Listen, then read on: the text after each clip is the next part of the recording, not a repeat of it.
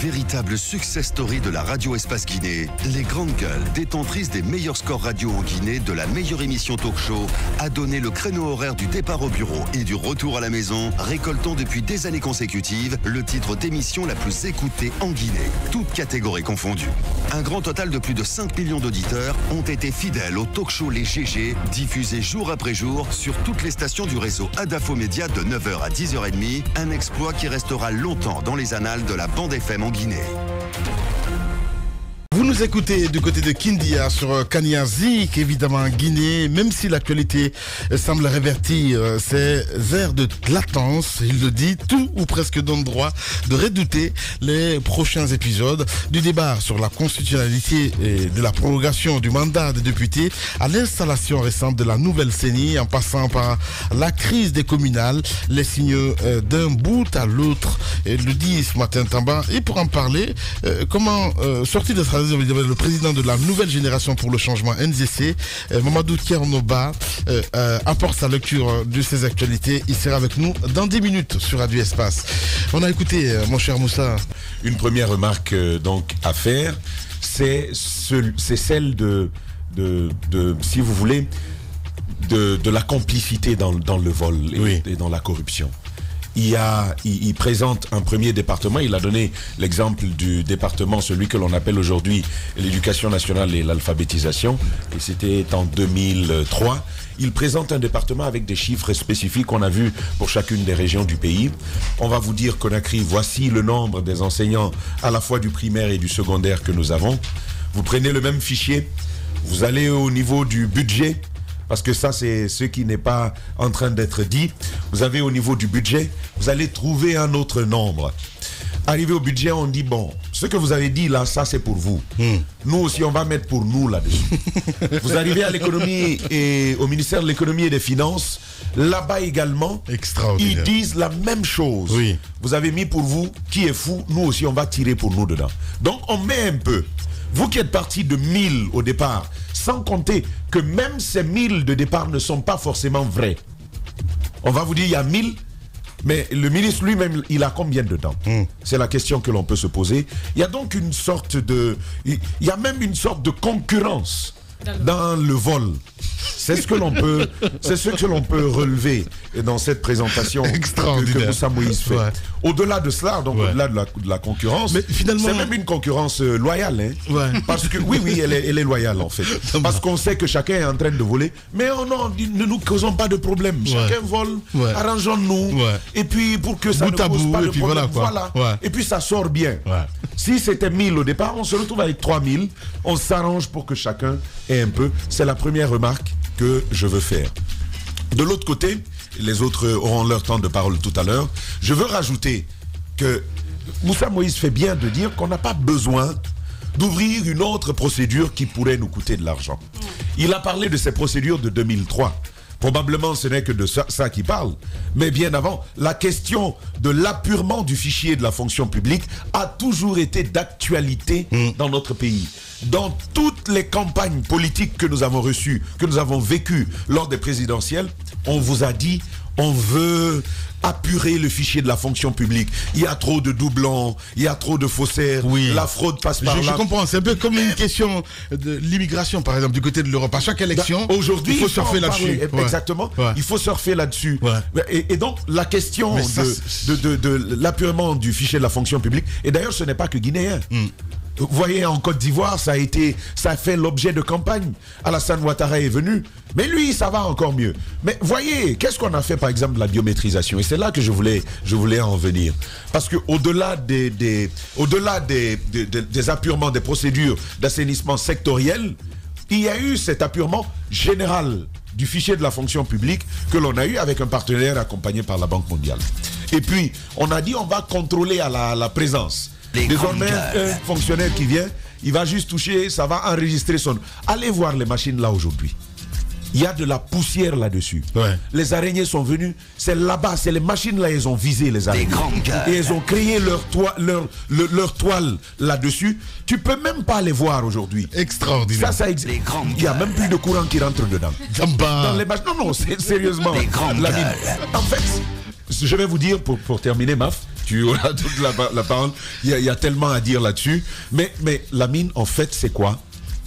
Ce n'est pas qu'on veut lutter contre la fraude dans ce domaine, mais on veut donner l'impression de lutter contre la fraude. Ouais. Parce que cette impression suffit à apporter un semblant de crédit, ou un minimum de crédit. Donc, la corruption, la lutte contre la corruption n'a jamais été à l'agenda de ces gens-là. Ouais. Ce qui a été à leur agenda, c'est donner l'impression de lutter contre la corruption. Si l'on croit qu'on lutte contre ça, le reste c'est bon. C'est pourquoi, et d'ailleurs on en parlait en off, vous voyez des structures de contrôle, des corps de contrôle dans notre pays qui vont dans des organes, on fait le contrôle et après on vous dit non, il n'y a rien, ça fonctionne. Un autre vient faire le contrôle.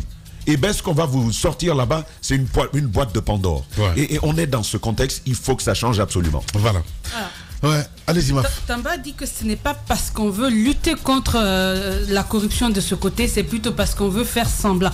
Moi, j'y ajoute, c'est parce qu'on veut à chaque occasion qu'il y ait de nouvelles personnes qui puissent davantage s'enrichir. Parce que vous remarquerez que lorsque les personnes changent à la tête des départements, ce sont souvent les plus malins ont besoin d'ancrage. Et souvent, ça passe par des réformes, mais les réformes là, c'est dans les discours, mais au fond, c'est une manière d'avoir une même mise sur le système qui est organisé et d'en être le patron. C'est comme un peu avec les vendeurs de drogue, quand on vient, il faut s'imposer, il faut être le patron, et puis ça passe. Donc, c'est un peu ça le truc. Moi, je l'ai dit, on ne peut pas sortir de toutes ces crises que nous connaissons en Guinée. Que ce soit avec les syndicalistes, les politiques, pour le carburant, pour l'amélioration, pour le train de vie, pour le quotidien. On ne peut pas sortir de ça parce que nos richesses sont mal redistribuées. Ça ne va que dans les poches d'une minorité. Ce n'est pas possible. Et cette majorité-là, elle ne bénéficie de rien. Qu'est-ce que vous voulez? À un moment, malheureusement, ce n'est même pas cette majorité qui se lève. Ce sont des gens qui ont compris qu'il faut se servir de cette majorité pour se faire plus d'argent. Ouais. C'est ce que je le disais la fois passée sur les businessmen de la crise. On a compris ce pays. On a compris le système. Les plus malins s'en sortent très riches parce que ce n'est même pas compliqué. Il faut être fourbe, il faut être méchant, il faut être cynique et puis on s'en sort carrément. Sinon, ce que Moïse vient de dire aujourd'hui, c'est beaucoup de plans, ce n'est pas une première. Mais après de telles révélations, c'est quoi le processus? La justice. La justice. Ouais. C'est la justice qui permet de ne plus de sortir de ça, mais totalement. Au début, il parlait des 3000 au début. Après, qui est venu proposer au président d'abord de tester avant de les mettre? Donc, c'est pour vous dire que c'est facile de retrouver les gens qui étaient à la tête. C'est facile de trouver tous les responsables qui s'occupaient de cette gestion. Mais on ne les cherche pas. La justice ne joue pas son rôle. L'impunité gagne du terrain. Qu'est-ce que vous voulez qu'on fasse? À un moment, je pense, comme on dirait en Guinée, entre guillemets, il faut être le plus béni de sa famille. Tu peux pas venir, Tamba l'a dit tout à l'heure, tu peux pas venir, des gens se font des milliards. Tu es là, tu as du mal à retourner dans ta famille parce que tu n'as même pas la dépense du lendemain.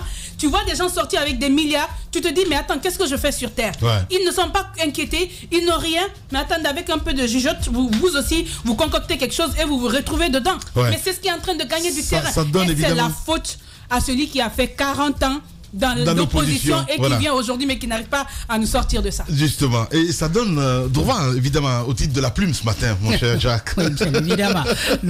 Je voudrais revenir sur le programme Éducation pour tous. Ouais. Parce que je crois lorsque ça a été pensé, c'était pour permettre à plus d'enfants guinéens d'aller à l'école. Ouais. Parmi les problèmes qu'avaient constaté les partenaires, il y avait donc le manque de salles de classe, il n'y avait pas de sensibilisation suffisamment faite, il n'y avait pas aussi d'enseignants à tous les niveaux. Mais il faut dire qu'en plus des partenaires, nos parents y ont contribué. Quand vous partez à l'époque dans les villages, au début donc des années 2000, il y a des enseignants qui étaient pris en charge par les parents, par les chefs de village, les chefs de district. Donc, suivant la participation communautaire, ces enseignants qu'on appelait donc enseignants communautaires recevaient donc de l'argent directement des parents. Comme si ça fonctionnait dans le privé. Il y en a qui s'en sortaient avec 100 000, 150 000, selon la taille de la population et avec un peu de riz et un peu d'huile rouge. Ce sont des gens qui ont beaucoup, disons, souffert dans les villages et qui, malheureusement, n'ont pas pu bénéficier des avantages qui ont été offerts par la suite aux enseignants contractuels lorsqu'on a parlé justement à l'avènement d'Alpha Condé de ce concours de recrutement. Maintenant, par rapport à ces vérifications des fichiers, moi je le disais lorsque une commission avait pensé régler la grève en conseillant, n'est-ce pas, au SLEG de se soumettre à la proposition du gouvernement qui était celle de vérifier justement comment on peut retrouver des fictifs, les gens qui perçoivent de l'argent mais qui ne sont pas enseignants en réalité ou qui ne partent plus en classe, pour qu'on puisse reverser cet argent-là au niveau des enseignants qui sont en situation de classe. J'ai dit que c'est un faux débat parce que on a toujours fait des vérifications, on a toujours fait des recensements, on est allé jusqu'à la biométrie, ça n'a pas donné de résultats. Même cette histoire de commission paritaire ou disons, je ne sais pas comment on l'appelle, syndicat, gouvernement et puis patronat qui est mise en place, qui doit vérifier l'effectif réel des enseignants, ça ne va pas donner un résultat escompté. Parce que tout simplement, tout le monde contribue à la corruption. Ouais. Syndicats, enseignants, patronat. Chacun a quelque part son fictif qui lui reverse quelque part de l'argent. Je me dis, si on a vraiment la volonté de lutter contre la corruption dans le secteur de l'éducation, il y a déjà des enquêtes, les résultats de quelques enquêtes qui ont été menées, donc des rapports qu'on peut reprendre, mais il faut mettre en place carrément, si ça peut fonctionner, une commission, mais tout à fait indépendante, qui n'a rien à voir avec le syndicat, rien à voir avec le corps enseignant, rien à voir avec le ministère. On lui donne des moyens et puis on le soumet à une appréciation sur le résultat qu'il va donner. Oui. En ce moment, il y a une communication qui est faite là-dessus, les enseignants sont suffisamment informés, la population est suffisamment informée à travers les médias pour qu'au moins si les résultats sortent, que tout de suite l'ensemble de la population soit informée. Si les mesures ne suivent pas, au moins là on peut comprendre. Ça c'est un travail qui a été mené en 2003. Oui. Moi, je l'apprends en 2019. Ouais. Je crois au même moment que l'ensemble de la population, ou une majorité de la population guinéenne, à part, bien entendu, ceux qui sont enseignants ou ceux qui sont dans le monde syndical. Nous autres, nous n'avions pas les résultats de ce rapport. Donc, je crois qu'il faut suffisamment communiquer sur les travaux qui sont faits pour que si le résultat est là, qu'il soit tout de suite apprécié et que si les mesures ne suivent pas, qu'on puisse situer rapidement les responsabilités. Allez-y, Moussa Moïse. On appelle notre ministère de la fonction publique, de la réforme de l'État et de la modernisation de l'administration. C'est une insulte. C'est une insulte, je voudrais qu'on change le nom. Bien. Pourquoi je vous le dis, Lamine, je veux développer un peu à la reprise.